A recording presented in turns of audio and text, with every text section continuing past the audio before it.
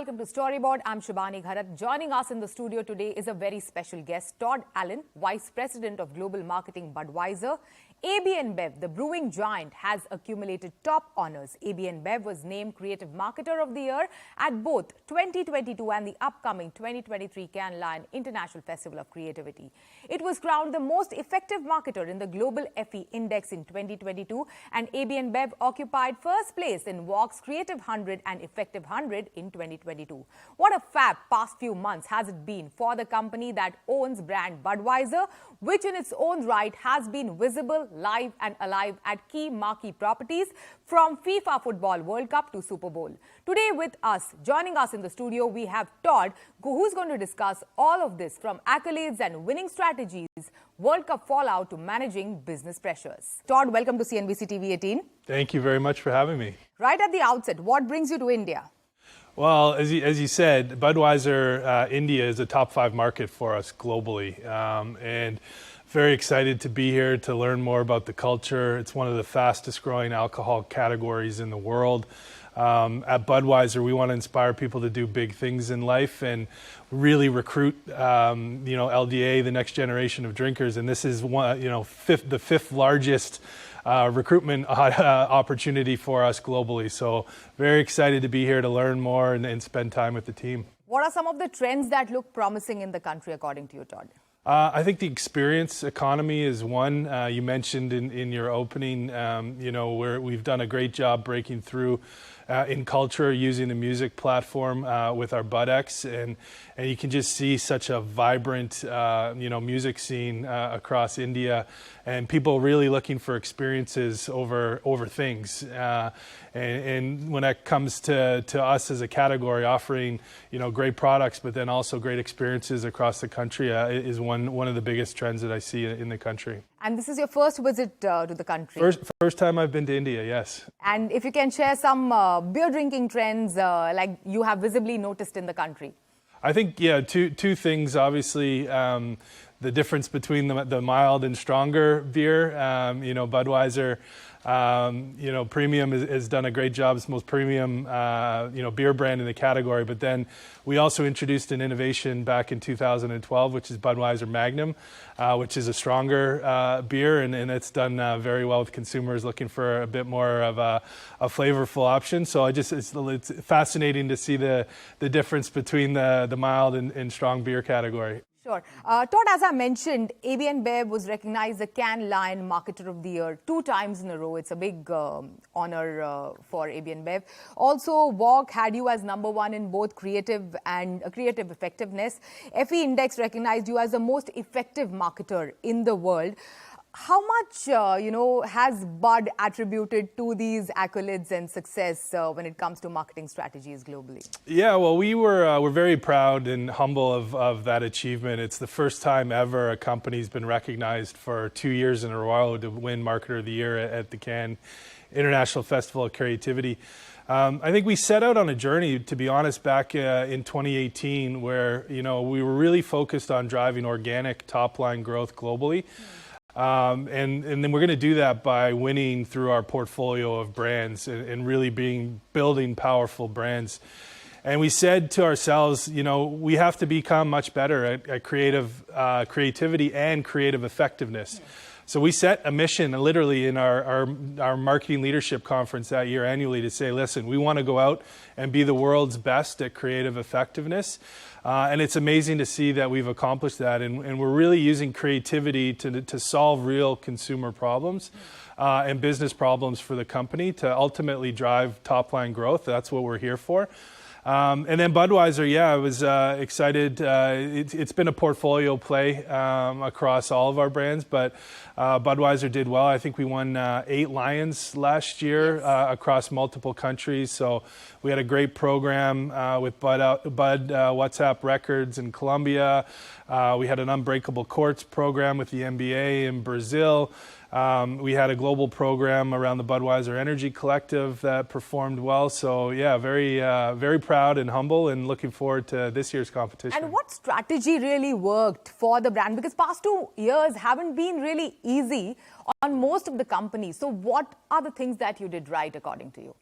Yeah, I think, having a very clear positioning. So, we want to inspire people to do big things in life, seize opportunity, go out and, chase greatness, and staying true to that proposition, and then really bringing that to life through our platforms. So music is a huge platform for us globally. Doing great work here in India. You just had the first ever Lollapalooza, which Budweiser was a big part of. Creating great experiences in the on-premise with whether it's partnerships with Mixmag or Boiler Room, and just staying relevant in culture in the music space. And then, most recently, the beyond music, building occasions around the passion point of football. So obviously, we're just off the back of a massive FIFA World Cup, the biggest sporting event in the world, and I think just trying to be at that intersection of people, brands, and beer, and for us, that's music and football, and being relevant in culture and giving people experiences that they can't forget. Yeah, and sticking with football, FIFA World Cup, 2 days prior to the actual World Cup, alcohol sales was banned at 8 of the World Cup stadiums in Qatar. As a marketer, for you, what was that like? I'll be honest, we were shocked. It was a surprise. Yeah. 4 years of planning. Yes. We had made this the biggest global campaign ever for Budweiser. 2 days before getting the call from FIFA saying that beer is going to be banned from the outer concourses of the stadiums, we were surprised. But to be honest, it was a testament to our culture. We were like, we've been a partner for FIFA for over 35 years. Yeah. Beer and international football and the World Cup and Budweiser has become synonymous. So we said to ourselves, what can we do to make sure that we still, deliver that celebration of Budweiser and football for the tournament? So we rallied our internal team with some of our external partners, some Wyden & Kennedy, and particularly our lead agency. And we said, well, what are we going to do? What are we going to do? And, the first thing we did, we put out the tweet, well, this is awkward. That it was awkward. So it was awkward for us. It was awkward for the fans. How did you come up with that so quickly? I must ask you the backstory. Well, we have a real-time social media team. We had a newsroom set up, so we were ready for whatever was going to happen. That was the tone of voice, as authentic as we could put it out there. Well, it was awkward, so we did that. But then we quickly rallied and we launched the new campaign, which was Bring Home the Bud. And we said, essentially, the winning country is not only going to bring home the World Cup trophy, they're going to bring home all of the Budweiser for the ultimate victory celebration. And then that became a huge campaign on its own. And this made more news than actually the first opening match at the World Cup. We were the most talked about brand during the World Cup. We had a 70% share of all social mentions. Yeah. I think you probably saw it, but we started dropping containers of Budweiser in the countries around the world. We had 11 countries participating overnight, containers dropping, teasing the celebration and the beer to bring home. And we got influencers were engaged, celebrities.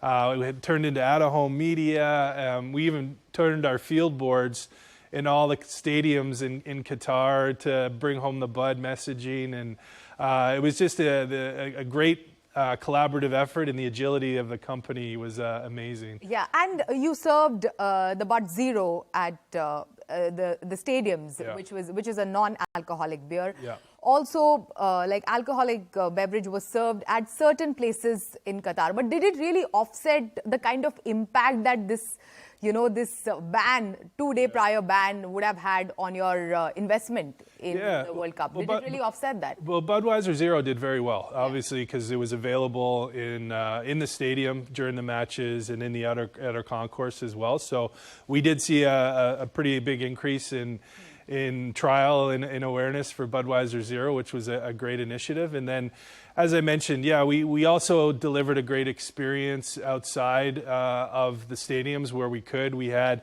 the Budweiser Hotel, where we hosted over 1,500 guests from around the world. We had a huge BudX weekend where we had over 100 creators attend the hotel with us, and we actually filmed the first ever music video filmed at the FIFA World Cup with those 100 creators and Little Baby who had developed the anthem for the song. So we worked to deliver a great experience on the ground for our guests in Doha. But to be honest, more importantly, it was the 75 countries around the world that activated the World's Yours to Take campaign for Budweiser, and then ultimately... And some of the biggest football stars. We had Messi, Neymar, Raheem Sterling as the key footballers in our campaign, really using this moment to inspire everybody, not just the players, to really, on the back of COVID, to go for it and chase your dreams with this campaign. So, yeah. Todd, I have to ask you this. I believe, and there have been rumors that AB InBev is seeking 47.4 million of deduction from the 2026 World Cup in terms of investment. Is that true? Yeah, we don't discuss our commercial terms in public. So, but no. there have been negotiations with FIFA. Yeah, well, we're excited to continue our partnership with FIFA. So we have, the Women's World Cup coming up. Yes. And then, it was announced in FIFA that we're working towards 2026 in North America, which is the home of Budweiser.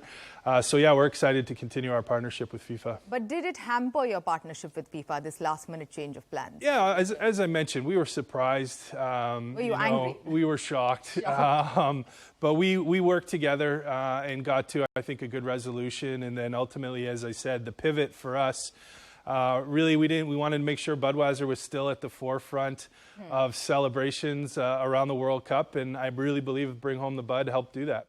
Okay. So moving on, post-pandemic, people are going out. What has been the impact, on beer consumption in-home and out-home, if you can share some figures and data? Yeah, as you mentioned, during the pandemic, obviously the out-of-home channel was severely impacted with restaurants and bars being shut down. But we did see a shift and saw an increase in in-home consumption. So the home became a lot more the hub during the pandemic. But now with the reopening, we're seeing demand rebound big time everywhere around the world. The on-premise and off-trade channels, on-trade channels are returning to growth. We're adapting to the evolving consumer changes in behavior. But I think a couple of trends that have happened is, home is becoming more important globally. But excited now that, live concerts are back. Live sporting events, are back. So we're seeing a rebound in the on-trade channel as well. So home becoming a hub is a big trend. That also means that direct-to-consumer has become a big deal. Yes. So how has that, shifted your marketing and your strategies? It's critical to the direct-to-consumer business is growing. And actually, we're leading the digital transformation at ABI globally. So from the D2C perspective, we're building our own direct-to-consumer brands around the world.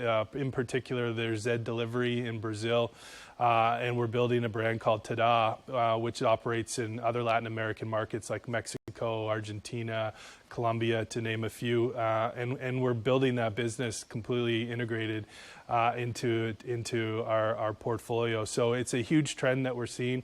And then in other markets, we're making sure we're partnering with the right partners to ensure people can get cold beer delivered to their homes, in some cases in under 30 minutes, whether it's in time for a sporting match that you have friends over to watch on TV, or you're home entertaining a dinner party. We're making sure we're delivering our product for the right occasion at the right time through the right platforms. So it is very important. Yeah. Todd, also, how big is the non-alcoholic beverage part of Budweiser business? How much of that is being consumed, and do we see more brand extensions from here on? Yeah, I think we break down the non-alcohol into two categories: non-alcoholic beer and then non-alcoholic beverages. So on the non-alcoholic beer side, the category is growing globally, and it's a big focus for us at AB InBev. We've launched Budweiser Zero, as you mentioned earlier about the FIFA World Cup, in numerous markets around the world. We've had Budweiser 0.0 here in India for quite some time, but we have it now in the UK, in the US, in Canada, and Brazil, and we're expanding globally because we're seeing moderation as a trend as well around the world. People want the benefit, the social benefit of alcohol and the badge and the prestige, but don't necessarily want the side effects of alcohol, whether it's an evening out. So we're meeting consumers' needs all the time with non-alcohol. And then I think on non-alcoholic beverages, it's an area of focus that we're looking at. I think even here in India, the energy drink market is a huge industry, and it's growing. And the team here has done a fabulous job. You know, we're testing a new product right now, Budweiser Beats, which is an energy drink here in India. And we're excited to use this almost as a test market for us globally to see if we can extend the Budweiser brand into the energy drink category. And early signs have been very promising. Great. On that note, it is time for a short break. This conversation